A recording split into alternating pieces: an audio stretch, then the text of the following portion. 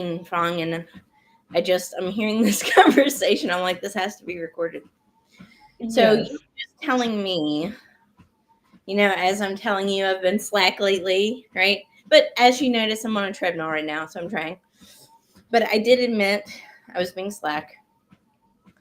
And you mentioned something so powerful. You said it has to be a non-negotiable item, just like brushing your teeth would be. I never thought about exercise and eating healthy on the same level as brushing your teeth, but it's a daily choice and habit. And in order for me to get to that next level of who I want to become, I have to make exercise and nutrition non-negotiable. Did I get Exactly. that right? Yes, you got it totally right. So it has to be part of your daily habits, stuff that you're doing. You wake up, you brush your teeth, you eat your breakfast. You don't negotiate about that. You just learn whether there was your parent to who taught you or a friend, it doesn't matter. But now, because you've been living your grown ups, not having exercise as non-negotiable, now you need to teach yourself about it, but give you some time and then take help if you need. Either you take help of a coach, you take help from a partner or friend, but you have to invest in the beginning until the day you wake up and you realize you're not negotiating, you're just doing it. And if you don't do it, you feel that something is lacking, something is missing. It's like going to bed without brushing your teeth. You feel like, okay, this is not nice. That's when you know you hit the level, it's part of your daily life. And that's what we're going to get you to, Tara. I believe in you. It's just about exercise. So many times that it's part of your daily life. Yep. Okay, let's do it. Well, like I said, today is day one of kicking my butt. So I'm here on the treadmill. Yeah, Because this treadmill, I got it with all pure intentions. And I was really good at it for a while, and then it turned into a book stand. a nice one. An expensive book stand. But it's okay. It's we're getting it. So Exactly. And it's good because exercise is not about always doing, the toughest one, the high intensive one. Sometimes, or a lot of the time, exercise is about just movement. yeah. Exactly what you're doing because high intense exercise you push your cortisol, which is the stress hormone, Yeah. so high that you need to be in a stage where you physically can handle it too. Otherwise it's just going to end up you overstressing your body, while regular movement such as the way you're doing now, walking on a treadmill or just going out or just stand up instead of sitting, that's the type of thing that we need you to have daily instead of sitting 9 hours in front of our desk that we're usually doing nowadays, and then we go to the next room and scrolling the mobile phone sitting again. So we just need to break that habit. Yeah. Absolutely. I gotcha. Well, Good. it's no longer a bookshelf. It's Yes. a dusty treadmill. But we're Do gonna you get have the dust off something? today. Do you have something to track your steps? Um. Well, I have a watch. I think it needs to be charged. Okay, let's do that first. Okay. Yeah. And then in the beginning, because you're using your treadmill, so at least you know how long, or you're timing yourself. You don't need to calculate step. You're just timing yourself. Today, 5 minutes, tomorrow, 10 minutes. Someday you have a lot of time, you're feeling good, you can do 30 minutes. The next day might be those kind of days that you can only afford 5 minutes. Then don't beat up yourself. Do the 5 minutes. 5 minutes, 7 days a week is 35 minutes that you would not have unless you're really making an effort. Absolutely. Good. So that's, I believe in you. The next thing I want to know is when do you take your B12 during the days? I take my supplements at night. Okay. So I'm on, yeah, just like a multivitamin, vitamin B12, alpha lipoic acid, and then what else? There's something else too, right? Oh, I started taking back my collagen again. Okay. Collagen supplements because, girl, um, Nora was doing my makeup the other night, and she was like, "Why is your skin wrinkly?" I was like, "Don't you ask me that question. Don't you ask me that question. Don't you even go there. Why is your skin wrinkly?" I was like, "Shh." So I'm taking my supplements again for collagen. Yes. Is there any way for you to switch at least the alpha lipoic and at least the B12 to early days? Because Oh, I don't want it to affect your sleep. Some people do get affected by taking the B12 too late because it gives you energy. I didn't realize that. Yeah, so some people might don't feel anything. Some people does. I did, for example, because I track my sleep quite rigorously. So noticed that my deep sleep got less, was reducing. Yes, uh, just a precautious because you haven't noticed anything. So I don't think you feel it, but just to be precautious and have a good routine about it. Perfect. And you haven't seen any new like pigmentation, tiny one. No, okay, that's good. No scratches, no dry skin, itchy, nothing. Okay, so you're tolerating very well. That's good. And have you noticed anything about your sugar cravings? Um, yeah, I feel like I want sugar in the afternoon. Okay, Like I that's never crave it like before lunch, but like around 2 o'clock, I'm always like, mm, yes, chocolate would be good. understand. Sugar cravings. So I've So, got some keto, like chocolate coconut kind of bars mm, that don't have sugar in them or whatever, but they're still like that sweet. So I got some of those, and I'll just take like a bite or two of that. And yeah, and it's fine. I'm more thinking about how is your protein intake going? Because as we grow older, we need protein, and it's not only for building muscle, for all your hormones and all your brain power, that's protein. Your hair, your nail, your collagen, it's protein.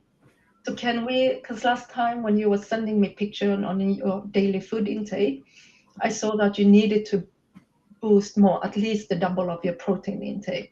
Can I help you somehow? Can I send you a picture on protein, what type of amount, or do yeah, you get like a quarter of your plate pure protein?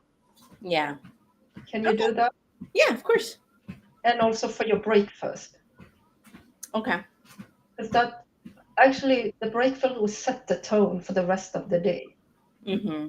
The the dream scenario will be tiny of carbs, lots of protein, and some fat. But we don't need to do it like directly like this. You should start with eat whatever you eat, but increase your protein. Okay. Do you Can you handle egg? I like it. Oh yeah, I had a egg this morning. Perfect. Then we talk about at least 2, 3 eggs. You need 30 gram protein per day. One egg is around five. Okay. Uh, so you can egg, tofu, chicken breast, leftover dinners. Leftover dinners is super good alternative. And start with the protein and finish with the carbs. Okay. The same thing when you eat for your lunch. And let's see if that could mitigate a little bit of your sugar cravings during afternoon. Oh, I'm sure it would.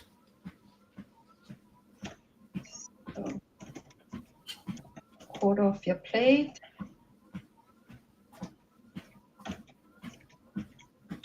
Great. And have you managed to incorporate any of the antioxidants like seeds or nuts or colorful veggies?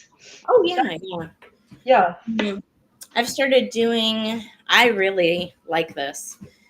I cut up colorful veggies, put them on like a cookie sheet yeah, with cubed chicken and olive oil, balsamic vinaigrette, oregano, basil, garlic, and then roast that, and it's so good. yeah. Sounds yummy. That's It very, very good. sounds Yes. so good. Like I like that kind of stuff. For me, my challenge sometimes is I don't mind eating a certain way, but I have an 8-year-old daughter, and Yeah. then uh, sometimes people want variety. I don't. I'm kind of more of like, okay, I really like this. I could do this once a week, and it's healthy. Not everybody else in my house is like that, right? Mm, So I think that's where my challenge comes in. yeah. And then my mom also cooks for us twice a week, which is amazing. But when my mom cooks, what is it, Fong? Spaghetti. It's chicken and dumplings. And I'm like, I'm supposed to be. And I'm like, no bread. And what does she do? She makes bread. It's so hard to resist. It So is. that's some of my challenges there. So I need to tell her, like, no more bread. Can't do it.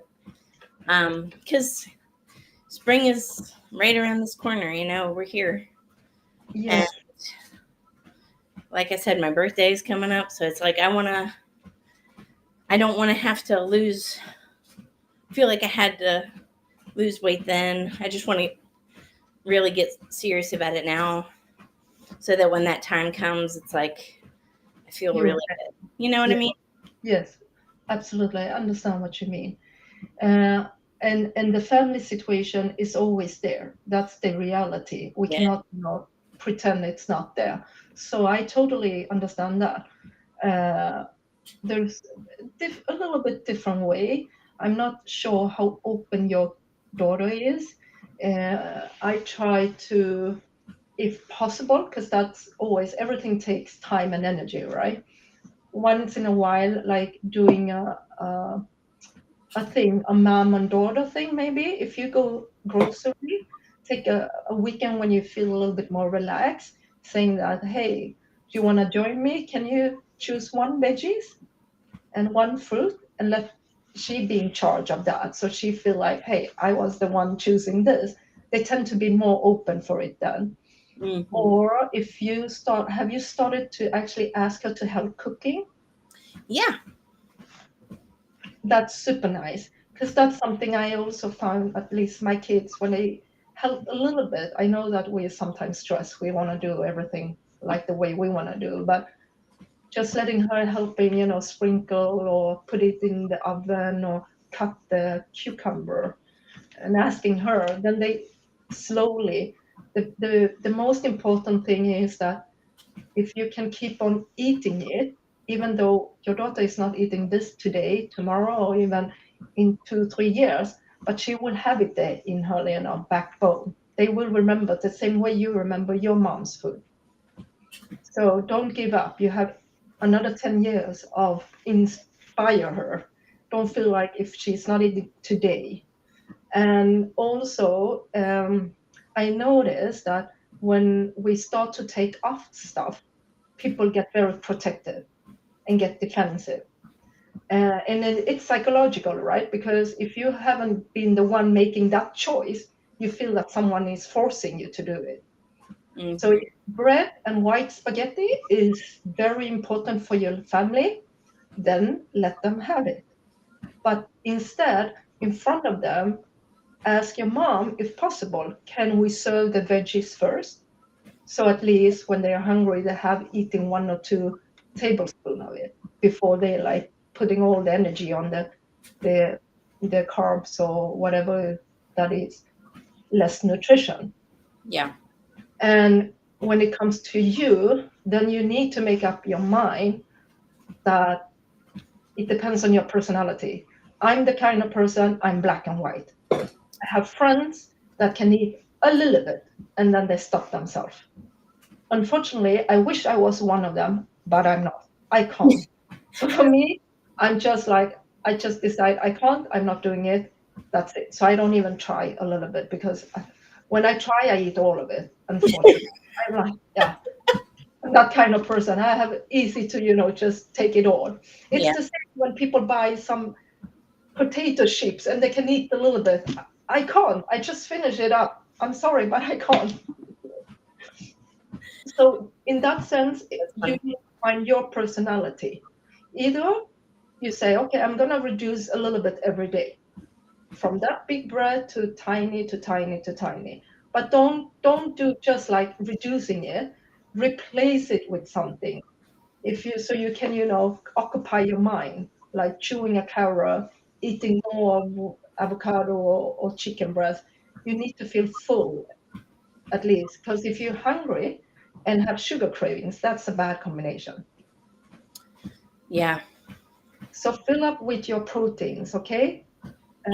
If you're creating your long-term habits the same way you're doing your exercise.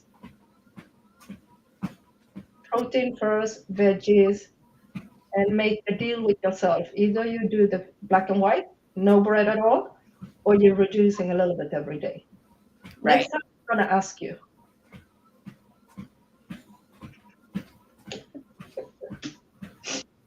We have, I think, if I remember correctly, your birthday is in November. No, May. It's right here. Yes. So it's Okay. fine. But you know, I'm uh I'm developing another book, a course, and then business and life. So it's just a lot going on in a good way. But it's easy to get overwhelmed. And that's why I said lose sight of your health. But yeah, I was gonna try to get my next book out by my birthday and my course. Okay. That's probably too much because I'm putting just unnecessary pressure on myself. Yeah. Um, so it will get done when it gets done, Yeah. and I need to take time right here because ultimately, if I don't take time for me, nothing else really matters. Exactly. Does it, because are you losing anything big if you push the release date for your next book? Okay. So Nope, it's more about your own, that you're putting a lot of, high of course. bar Oh, yourself. Yes. Yes. you know that Yes. I'm a Yes. high achiever, right? So Yes. Yes. it can get in our own way, but Absolutely. um, yeah, it's okay. It's reprioritizing. Yes. It's okay. Like, I don't think we give ourselves enough grace that, we get off track. We're so hard on ourselves. But it's just a matter of shifting priorities and getting them back in line, focusing on what's important at the top. Everything else kind of just flows after that. And what gives you energy and what makes you happy? In about 2 years, you're looking back. Have you achieved what you wanted? Um, I've in some ways achieved more than I thought I could. In other ways, not like I want to. Okay. And that's okay. I think that's normal. Yes, absolutely. Um, Again, let's not be so hard on ourselves. But in 2 years, 2 years ago, I had just quit my corporate job and I had no plan. And if you would have told me back then that I'd have a podcast show, a book, another book on the way, all these like features and places, I would have said, "You're crazy. You're talking about somebody else." Um, so what an incredible growth curve, right? So I prioritize that. Now it's time to, you still prioritize your successes, but ultimately there is no such thing as success if you don't prioritize you. Exactly. Success is irrelevant. And you know that you have already proved to yourself and your surrounding that when you do, you deliver. Everybody's so satisfied and happy and praise you, Tara. You can afford now to invest a little bit in yourself, but also in your family. Yeah.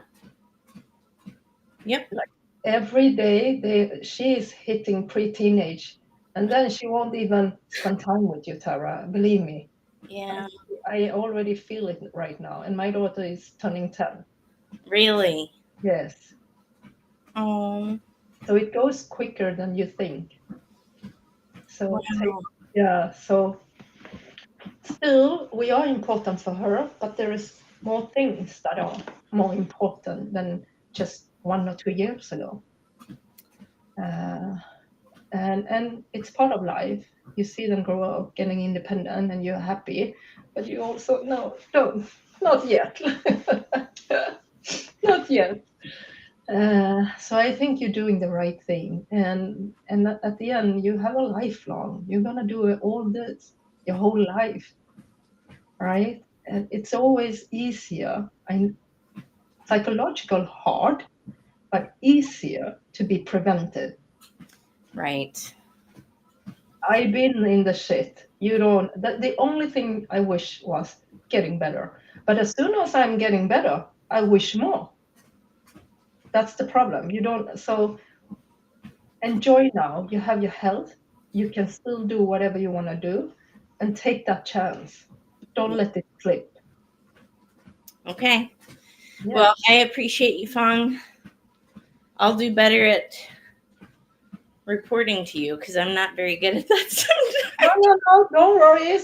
Today we agree that you increase your protein for breakfast, for lunch, and let's see how you feel about your sugar cravings. You make up yourself, you make a deal with yourself about the bread and carbohydrates, how you deal with that. And you switch at least your alpha lipoic and B12 to early before lunch so it doesn't affect your sleep.